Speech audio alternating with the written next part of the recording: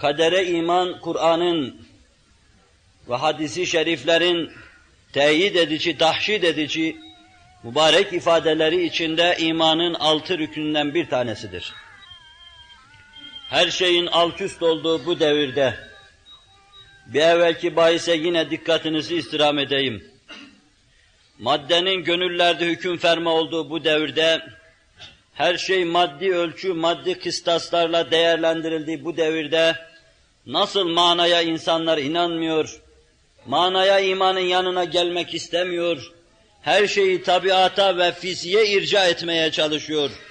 Mavera-i tabiat ve fizik ötesi bir kısım hadiselere gözünü kapıyor. Sadece aklının erdiği ve maddi gözünün gördüğü şeylere inanıyor.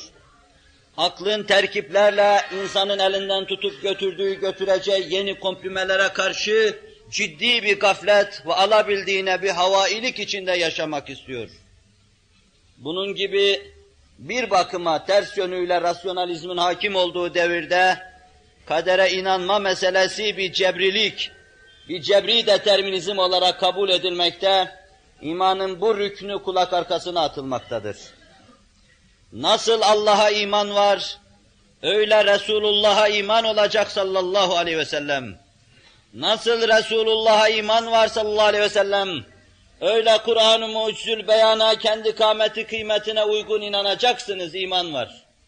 Melaike-i kirama inanacaksınız, Bâsubâdel mevt hadisesine inanacaksınız.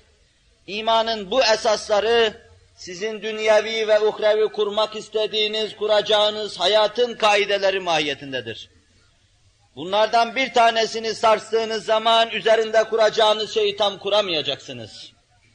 Ve işte bu 5 esasın yanında ciddi ve çok mühim bir esas. Haddi zatında Cenab-ı Hakk'ı kendi sıfatları içinde inanmanın ifadesi olan kadere inanma ağır bir yeri vardır ve yerini almaktadır. Bunun hususiyeti ayrıdır. Ben kadere inanıyorum diyen bir insan lehu mekalidus semavati vel ard ayeti kerimesiyle kendini bize anlatan Allah'a inanıyor demektir. Göklerin ve yerin anahtarı elimde. Semavat ve arz halk olunmadan plan elimde, proje benim elimde. Kudret ve irademle bu kitabı kainatı yazma benim elimde. Olup biten hadiseleri levh-i mahfuzdan istinsah etme, tespit etme benim elimde. Size kader diye öğrettiğim şey budur, bu benim elimdedir, buna inanma, bana inanmadır manasına gelir kader. Onun için bazı müellifler müstakillen ve hususi olarak Kütüb-i Ahadisiye'de kaderin ele alınış hususiyetini akıl erdiremediklerinden dolayı onlara devrin mutezilesi diyoruz. Kaderi nefy ve inkar yoluna gitmiş, sapmış, ehli dalalete düşmüşlerdir. Kader olmadan evvel her şeyi ilim planında ilmi vücuduyla Allah'a verme demektir. Kader olma havası içine girmiş, olma silsilesinde yerini ikmal etmeye, yerini almaya çalışan eşyayı levh-i mah ve isbatta levh-i mahfuzun istinsahları halinde Allah'a verme, Allah'ın kerim meleklerini yazmasına verme demektir. Onun için mertebe mertebe kader görürüz.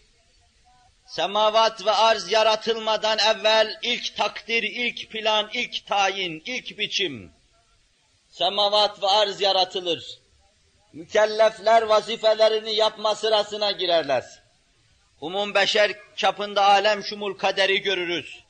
Ve ferden ferda, herkesin yaşamasıyla, sergüzeşte hayatıyla, hayattan istifadesiyle, ölüp ahirete gitmesiyle şahsen kaderini görürüz. Anne karnında, daha ceninlik devresinde, embriyolojik safhada, Allah'ın bu ilminin çocuğun o durumuna dahi el uzattığını, beşerin yapısına daha orada müdahale edildiğini ve böyle bir tertip içinde kader karşımıza çıkar. Safha safha yazma, kitabet işi, tayin ve takdir vardır. Hepsine kaderin bir levhası diyoruz. Ve bütün bunlar ilmi ilahinin mahlukata bakan bir ünvanından ibaret olan levh-i mahfuzdan istinsah edilmekte. asıl nüshayı Allah yazdırmış, tespit ettirmiştir de, sonra melaike-i kiram sırası, vakti, mevsimi geldikçe nüsha oradan çoğaltıp herkesin sergüzeşti hayatına takmaktadırlar.